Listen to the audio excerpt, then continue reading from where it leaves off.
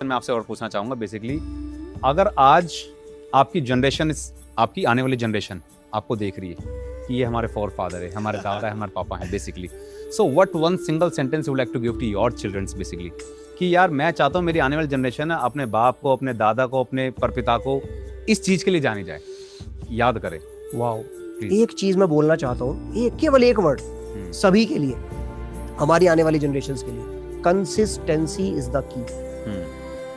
Successful वो होगा जो कंसिस्टेंट है, सक्सेसफुल वो नहीं होगा जो हार्ड वर्कर है, सक्सेसफुल वो होगा जो लगा रहेगा, सक्सेसफुल वो नहीं होगा जिसके पास टैलेंट ज्यादा है। Correct. मेरे एसएससी सीजीएल के दौरान मेरे साथ ऐसे ऐसे लोग जुड़े थे जो इतने माइंडेड थे, वो क्लियर नहीं कर पाए, मैं कर पाया। कंसिस्टेंसी, लगा रहा, टिप टिप टिप पानी की बूंद पहाड़ पे डाली, पहाड़ को तोड़ डाला, है ना। दूसरा, सेल्स के दौरान, बिजनेस के दौरान कंसिस्टेंटली लगा रहा, फेल हुआ लगा रहा, फेल हुआ लगा रहा, गिरा, चोट लगी, डेटॉल लगाया, उठा, फिर दौड़ना शुरू कर दिया। Consistency is the key. वो बाप नहीं।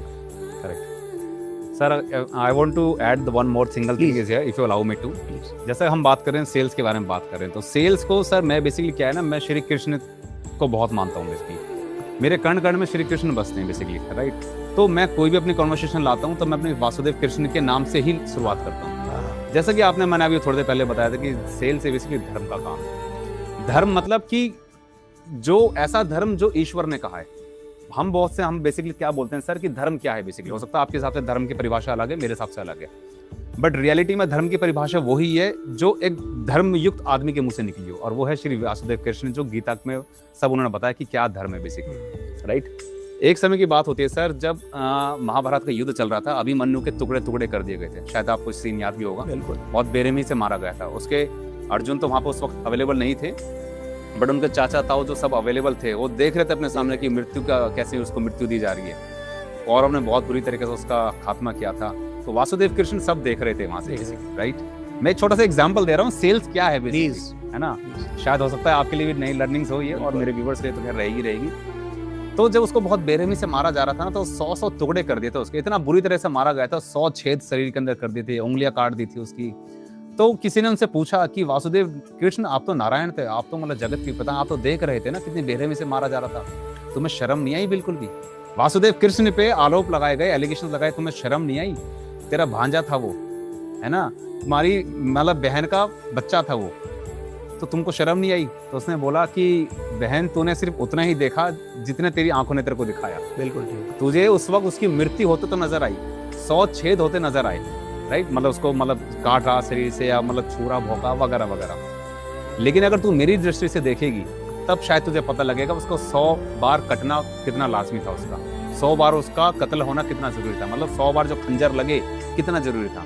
बोला मैं तुझे ऐसे दिव्य दृष्टि देता हूँ। जब दिव्य दृष्टि उनको देते हैं श्री कृष्ण, तो जब दृष्टि उनको देते हैं, तो जब वो देखती है कि इसके पूर्व में कुछ ऐसे कर्म इसने किए थे अभिमन्यु ने, कि इसको न जाने और ऐसे 100 जन्म लेने पड़ते, और हर जन्म में इसको 100 बार चाबुक खाना पड़ता।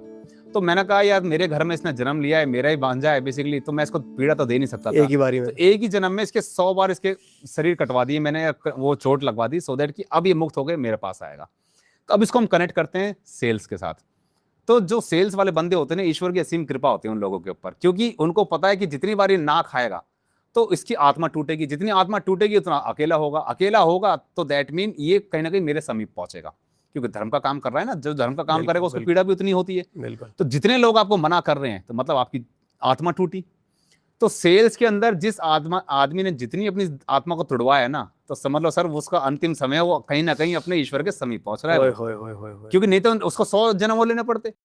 गजब। मैं कह रहा हूँ 500 बार रिजेक्शन मिला, तो भाई तेरे को 500 जन्म लेने पड़ते, पता नहीं किस योनि में लेने पड़ते, तब तेरे को पैरामीटर। लेकिन ईश्वर ने आपको सेल्स का धंधा देकर के आपकी 100 बार इतनी मतलब किल्लती वाला जीवन दिवाया आपको कि ना ना ना ना, उसको लगेगा यार मैं तो गलत जीवन में जन्म ले, साला कुत्ता बिल्ली बन जाते तो ही ठीक रहते, राइट। लेकिन ईश्वर की कृपा देखो ना आप, कि इसी जीवन में तेरे को सारा काम निपटवा देता है। जज जिस दिन ये 100 काम पूरे हुए, 100 बार रिजेक्शन मिली, 101 बच्चे का आपको ऐसा मिलेगा, सारे 100 की भरपाई पूरी करेगा। Absolutely, that is the win win situation sir. I believe कि ऐसा काम करो ना यार, मतलब ईश्वर को डाल करके देखो ना, what this problem is trying to teach me। यार मेरे को मना कैसे कर दिया, हमको ये तो दिखता है मना कर दिया, भाई why it is happening with me, what this problem is trying to teach me, that is a game changer. That is So that is my last message, sir. Basically, I hope that people have got the great lessons from. मैंने एक कहावत सुनी थी कि 100 सुनार की और एक लोहार की, एक आपने लोहार। वही काम करा, रोंगटे खड़े कर दिया अरे आपने, क्या और बात मुझे है। खुद वो लर्निंग Thank you थी, so मेरा much. आज यहाँ पर आना संभव सफल हो गया। अच्छा, थैंक यू सो मच। तो थैंक यू अंकित सर, आपने इतना अच्छा अपना समय दिया, आपने आपकी लर्निंग से, आपकी एनर्जी से बहुत कुछ सीखने को मिला।